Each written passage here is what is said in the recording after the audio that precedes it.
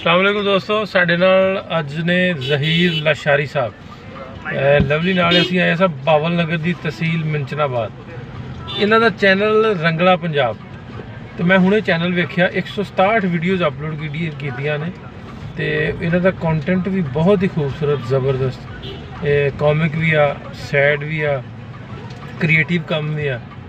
तो इन्हों जरूर सारे दोस्त जिन्ने ने चैनल ते मौजूद ने साढ़े नाल जिन्ने लोग जुड़े ने पंजाबी लहर नाल जुड़े ने पंजाबी लहर कबड्डी नाल जुड़े ने इन्हों जरूर सबसक्राइब करो तो इन्हों की सपोर्ट करो ताकि जो चंगा कंटेंट देने वाले ने जनूबी पंजाब तो ने बहावल नगर तो ने पिंडां दी लाइफ विखाउंदे ने पिंडां दा कल्चर विखाउंदे ने।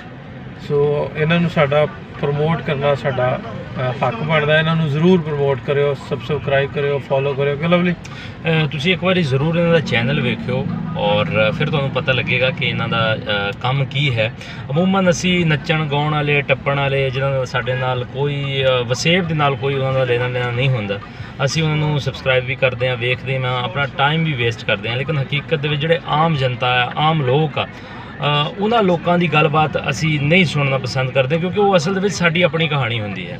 तो अपने आप नाल जुड़ो, अपनी कहानी वेखो, इन्हां दे चैनल ते जाके इन्हां नूं वेखो कि की गलबात कर रहे हो। सो तुहाडा इहो जिहे लोकां वास्ते तुहाडी सपोर्ट बहुत ज़्यादा जरूरी है। सो असी भी यही कोशिश है कि इहो जिहे लोकां नूं ना सिर्फ सपोर्ट किया जाए बल्कि तुहाडे रूबरू लियाण दा मकसद यह है कि हकीकत तुहाडे सामने आवे कि पिंडां दे विच एक आम जिहड़े वैसे तां इन्हां दी मैं एक वीडियो वेखी, मैं आवाज़ सुनी कि कमीकारी दा सब ही ने, मैनूं बड़ा वधिया लगा वो गलबात इन्हां दी कि असी सारे ही कमी हाँ, सारे कोई ना कोई तो काम करते हैं और वो काम जिहड़ी है साडी शनाख्त होंदी है।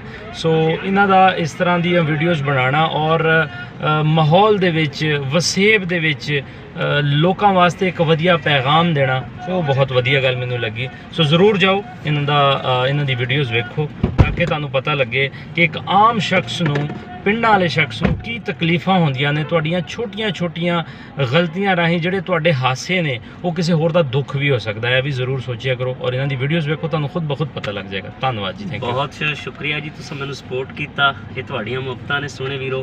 ते लशारी साहब ਜਿਹੜਾ ਤੁਹਾਡਾ ਮੁਸਤਕਿਲ ਮਿਜ਼ਾਜੀ ਹੈ ਨਾ, ਮੁਸਤਕਿਲ ਮਿਜ਼ਾਜੀ ਸਮਝਦੇ ਹੋ जी जी ਵੀ ਕਿਸੇ ਕੰਮ ਦੀ ਡੈਡੀਕੇਸ਼ਨ ਜਿਹੜੀ ਹੈ ਨਾ ਉਹ ਕਿਸੇ ਨਾ ਕਿਸੇ ਦਿਨ ਕਿਸੇ ਨਾ ਕਿਸੇ ਵਕਤ ਤੁਹਾਨੂੰ ਕਿਸੇ ਮੁਕਾਮ ਤੇ ਪਹੁੰਚਾ ਦਿੰਦੀ ਹੈ। जी ਜਿਹੜੀ ਦਿਲ ਬਰਦਾਸ਼ਤਾ ਹੋ ਕੇ ਕੰਮ ਛੱਡ ਦੇਣਾ, ਕੰਮ ਨਾ ਕਰਨਾ, ਉਹਦੇ ਨਾਲ ਦਾ ਉਹ ਬੰਦਾ ਕਿਤੇ ਵੀ ਨਹੀਂ ਖਲੋ ਨਹੀਂ ਸਕਦਾ। जी ਭਾਵੇਂ ਤੁਹਾਡੀਆਂ 167 ਵੀਡੀਓ ਨੇ 567 ਹੋ ਜਾਣ, 1067 ਹੋ ਜਾਣ, ਕੰਮ ਕਿਤੇ ਨਾ ਕਿਤੇ ਤੁਹਾਡਾ ਕੰਮ ਜਿਹੜਾ ਉਹ ਬੋਲੇਗਾ ਜ਼ਰੂਰ। बिल्कुल ਇਹ ਲਸ਼ਾਰੀ ਨੇ ਕੀਤਾ ਕੰਮ। जी जी शुक्रिया। ਸੋ 167 ਨਹੀਂ 1067 ਵੀਡੀਓ ਬਣਾਓ, 2067 ਬਣਾਓ।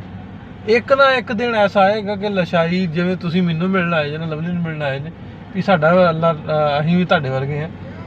ਚਲੋ ਤੁਸੀਂ ਸਾਡਾ ਚੈਨਲ ਵੇਖਿਆ ਹੋਏਗਾ ਤੇ ਸਾਨੂੰ ਮਿਲਣ ਆਏ, ਜਿਸ ਤਰ੍ਹਾਂ ਅਸੀਂ ਵੀ ਤੁਹਾਨੂੰ ਮਿਲਣ ਆ ਸਕਦੇ ਹਾਂ। बहुत शुक्रिया जी। ਹੋਰ ਦੋਸਤ ਵੀ ਤੁਹਾਨੂੰ ਮਿਲਣਗੇ ਵੀ ਆਹ ਲਸ਼ਾਰੀ ਆ ਭਾਈ, ਲਸ਼ਾਰੀ ਨੂੰ ਆਪਾਂ ਮਿਲਣਾ। अपनी तहसील लैवल ते तो जी इस तरह ही है, बड़े लोग जानते हैं, बड़ा मुफ्तां मतलब पसंद करते हैं क्योंकि शॉर्ट फिल्म्स के हवाले नाल मैं टेलीफिल्म ते भी काम किया। लेकिन यूट्यूब ते ज़रा माशाअल्लाह तुसीं साडे आइडियल हो, असीं तुहाडे फैन हैं।